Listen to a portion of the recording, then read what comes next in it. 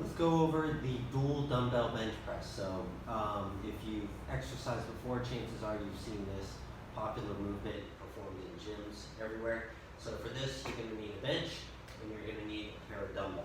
So it's a great exercise, helps strengthen the muscles in the chest, the shoulders, as well as even triceps. So we're going to take a full grip on our dumbbells. Keep your feet nice and flat on the floor for stability. We don't want our feet up on the bench for this particular purpose.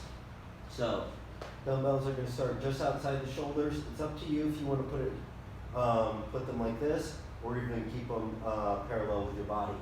But shoulders will remain in contact with the bench the entire time, and then we will press straight upward, keeping the dumbbells over our chest until arms are fully locked out, and then lowering them, keeping the elbows in tight, feeling as if our elbows are moving closer to our hips rather than outward.